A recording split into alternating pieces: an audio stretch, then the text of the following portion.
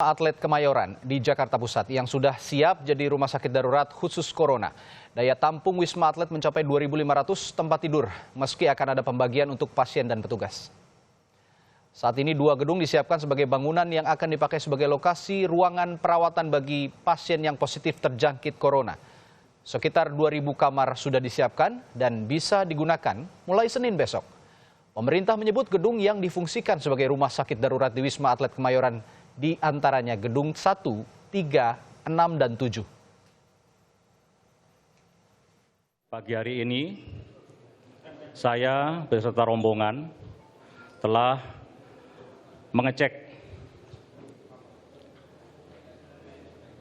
gedung atlet yang saat ini di-upgrade menjadi rumah sakit.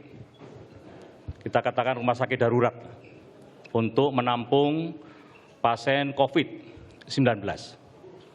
Ada beberapa gedung yang sudah di-upgrade menjadi tempat perawatan, di antaranya ada 4 gedung, gedung 7 dan 6 adalah digunakan untuk menerima pasien yang diindikasi positif, kemudian dilakukan pemeriksaan, dan di gedung 6-7 juga dilengkapi peralatan seperti laboratorium, termasuk ruang radiologi.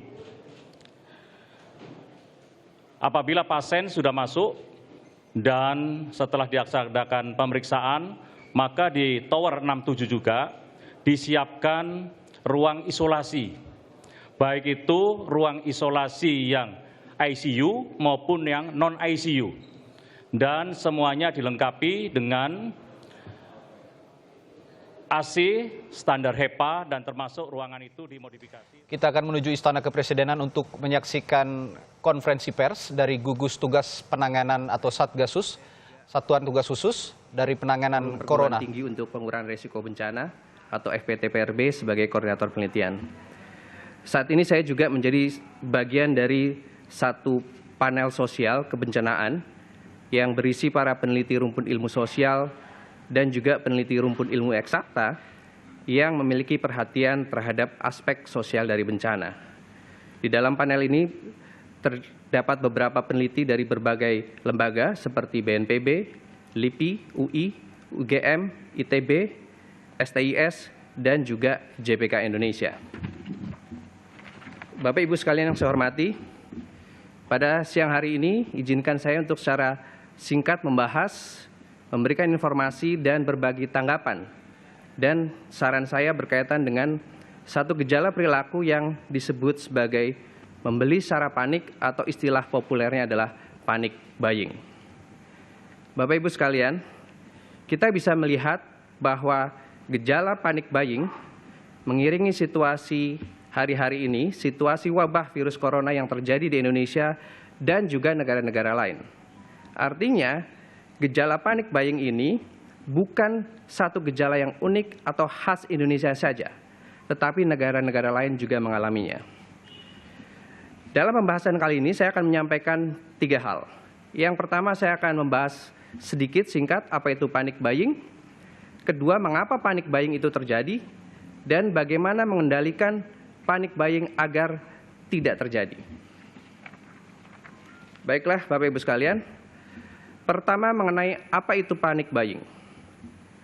Panic buying adalah perilaku membeli barang dalam jumlah besar biasanya yang didasari oleh ketakutan secara tiba-tiba akibat mengantisipasi suatu kejadian bencana atau setelah bencana terjadi atau untuk mengantisipasi kenaikan atau penurunan harga barang atau komoditas tertentu. Panic buying merupakan fenomena di mana masyarakat melakukan pembelian berlebih atau yang biasa kita sebut sebagai penimbunan. Penimbunan barang tertentu yang terjadi pada saat situasi dipersepsikan sebagai situasi yang darurat. Dalam situasi wabah virus corona, kita tahu barang-barang yang menjadi incaran warga masyarakat kebanyakan adalah hand sanitizer dan masker. Kita tahu akibat berbondong-bondongnya masyarakat mencari dan membeli hand sanitizer dan masker, harga kedua barang tersebut membumbung tinggi, selain juga sulit dicari. Sempat juga kita melihat perilaku membeli secara panik terhadap beberapa bahan pokok, seperti misalnya gula pasir. Dan ini cukup khas di Indonesia, kita juga mendapati satu situasi masyarakat secara berbondong-bondong berusaha mencari dan membeli bahan rempah-rempah seperti jahe, kunyit, dan sebagainya.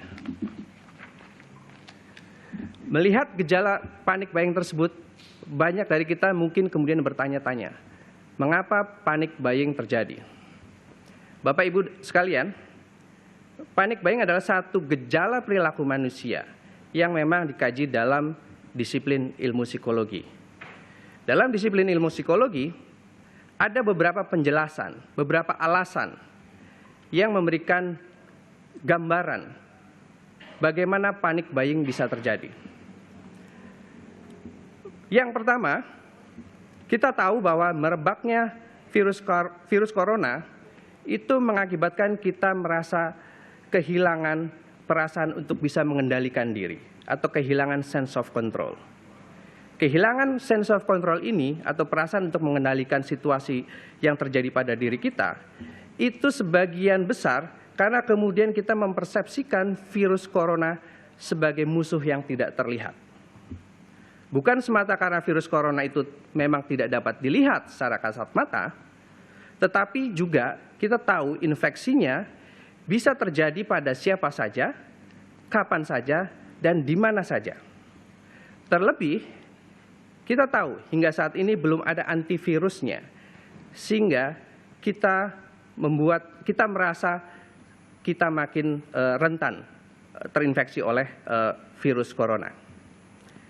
Dalam kondisi kita merasa kehilangan perasaan untuk bisa mengendalikan diri atau kehilangan sense of control, maka membeli atau bahkan membeli secara berlebihan barang seperti hand sanitizer dan masker itu adalah satu mekanisme psikologis.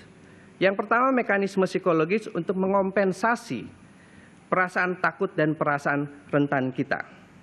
Yang kedua, secara psikologis, membeli barang secara berlebihan itu bisa mengembalikan perasaan bahwa sense of control kita bisa kita kembalikan. Salah satu yang bisa membuat perasaan takut atau perasaan rentan menjadi lebih intens hari-hari ini, yang perlu kita sadari adalah juga karena informasi yang keliru, tidak akurat, atau tidak meyakinkan. Seperti misalnya, apakah stok barang cukup, apakah tempat menjual barang dan komoditas tersebut buka atau tidak. Penjelasan yang kedua, Bapak Ibu, mengapa panik buying bisa terjadi? Secara psikologis, merebaknya virus corona menguatkan ingatan kita akan kematian. Atau dalam bahasa psikologi itu namanya mortality salience. Sebuah kisah atau peristiwa seperti virus corona mengingatkan kita akan kerentanan kita tersebut. Ketika kita diingatkan, ketika orang diingatkan tentang kefanaan tersebut atau mortality, maka orang bisa menjadi lebih impulsif, termasuk impulsif dalam membeli barang. Pada mereka yang memiliki uang yang lebih dari yang lainnya, bisa membuat mereka membeli barang lebih banyak dan pengeluaran mereka menjadi lebih banyak pula. Penjelasan yang ketiga, Bapak Ibu sekalian, panik buying disebabkan juga karena secara psikologis, tanpa kita sadari atau seringkali tidak kita sadari, manusia merasakan adanya tekanan dari teman sebaya atau sepergaulan atau yang kita sebut sebagai lingkungan. Sebagai makhluk sosial, kita menjadikan apa yang dilakukan oleh orang lain sebagai dasar penilaian untuk tindakan kita. Karena kita adalah makhluk sosial dan kita mengandalkan kelompok atau kebersamaan kita dengan orang lain untuk bertahan hidup. Dan karena itu pula, seringkali kita bersedia mengompromikan penilaian kita yang sebenarnya lebih baik demi untuk kemudian sama atau diterima dengan lingkungan kita atau orang lain. Ya, itu tadi penjelasan dari Ketua Pusat Krisis Universitas Indonesia Diki Palupesi yang mengimbau untuk kepada warga untuk tidak belanja berlebihan, terutama barang-barang klinis seperti masker dan juga cairan pencuci tangan. Dan selanjutnya kita akan menuju ke Wisma Atlet Kemayoran Jakarta untuk mengetahui informasi terkini, di sana sudah ada jurnalis Kompas TV Diana Valencia di Wisma Atlet Jakarta. Diana, apakah semua fasilitas di rumah sakit darurat di Wisma Atlet ini sudah siap dipakai saat ini? Saudara, semua fasilitas penunjang yang menjadikan Wisma Atlet Kemayoran ini menjadi rumah sakit darurat penanganan COVID-19 sudah rampung. Hal ini kami dasarkan atas pernyataan Menteri PUPR Basuki Hadi Mulyono yang tadi saja mengungkapkan bahwa memang semuanya sudah siap begitu, entah itu fasilitas medis ataupun sumber daya manusianya. Memang apabila kita berkaca ke belakang dalam beberapa hari terakhir Wisma Atlet sudah dilakukan persiapan begitu, yakni adanya proses pembersihan dengan cairan disinfektan pada tanggal 21 Maret kemarin oleh PMI Jakarta Pusat. Kemudian pemasukan atau loading barang juga sudah dilakukan, terutama fasilitas medis seperti alat bantu pernapasan, kemudian timbangan dan juga lain sebagainya. Tadi Menteri PUPR Basuki Hadi Mulyono menyatakan ada sekitar 2.500 tempat tidur yang siap untuk digunakan per 23 Maret 2020 atau Senin esok mendatang. Perlu diketahui Radi, memang dari 7 tower yang dimiliki atau berada di kawasan Wisma Atlet Kemayoran ini hanya 4 saja yang dipakai. Tower 1, 3, 6, dan juga 7. Untuk Tower 1 sendiri memang akan digunakan sebagai kantor atau markas tim gugus tugas penanganan COVID-19. Kemudian Tower 3 nantinya akan jadi markas petugas medis yang kapasitasnya bisa mencapai 1.750 orang. Memang sengaja berdekatan begitu dengan tower untuk bisa menangani pasien supaya dimaksudkan petugas medis ini bisa lebih cepat beristirahat apabila memang jam kerjanya sudah selesai. Tadi Tower 6 dan juga 7 memang dipersiapkan khusus untuk pasien, merawat pasien dengan kapasitas Tower 6 1.750, kemudian untuk Tower 7 lebih banyak yakni kurang lebih 2.400 kamar. Namun perlu diketahui sekali lagi memang yang disiapkan untuk bisa beroperasi atau bisa melayani pasien per 23 Maret besok itu hanya 2.500 tempat tidur, Radi. Tadi kami juga sempat menanyakan sebenarnya pasien jenis atau syarat apa yang sekiranya bisa didapatkan masyarakat. Maksud kami apabila masyarakat yang datang ke Wisma Atlet gitu, syarat apa yang sekiranya harus mereka penuhi. Tadi Menteri Kesehatan Terawan Agus Putranto menyatakan bahwa pasien harus datang ke rumah sakit terlebih dahulu, baru nanti diberikan rujukan begitu untuk bisa datang ke Wisma Atlet ini. Jadi per 23 Maret nanti sekiranya Wisma Atlet ini hanya sebagai perpanjangan atau perlebaran ruang rawat inap rumah sakit yang sekiranya memang menangani COVID-19 ini. Radi. Diana, sudah ada 2.500 tempat tidur dan sejumlah ruangan yang disiapkan untuk rumah sakit darurat penanganan corona.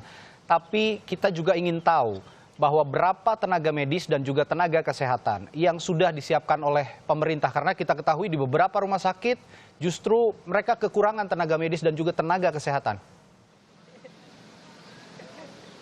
Ya Radi, kalau untuk rincian sebenarnya seberapa jumlah atau kuantitas pastinya kami masih terus mencari informasi hal tersebut.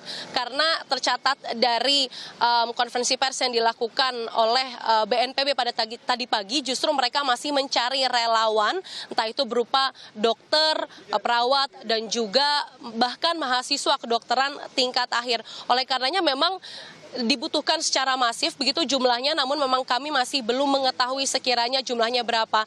Tapi sedari tanggal 23 kemarin tercatat ada sejumlah tenaga medis yang sudah dilakukan pelatihan begitu oleh Kementerian Kesehatan untuk bisa mereka melakukan rapid test atau tes cepat untuk bisa mengetahui COVID-19 ini.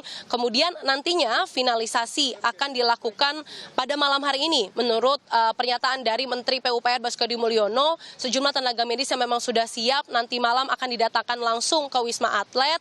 Kemudian nantinya akan mereka melakukan gladi bersih, entah itu untuk melakukan atau mengoperasikan fasilitas medis di sini atau sekiranya untuk reka atau simulasi apabila ada pasien yang datang. Radi. Ya, fasilitas kesehatan sudah tersedia termasuk rumah sakit darurat Wisma Atlet Kemayoran Jakarta sudah disiapkan, ada 2.500 tempat tidur dan semoga tenaga medis dan tenaga kesehatan kuantitasnya juga bisa terpenuhi untuk menangani sejumlah pasien positif corona di DKI Jakarta. Terima kasih Diana Valencia melaporkan langsung dari Wisma Atlet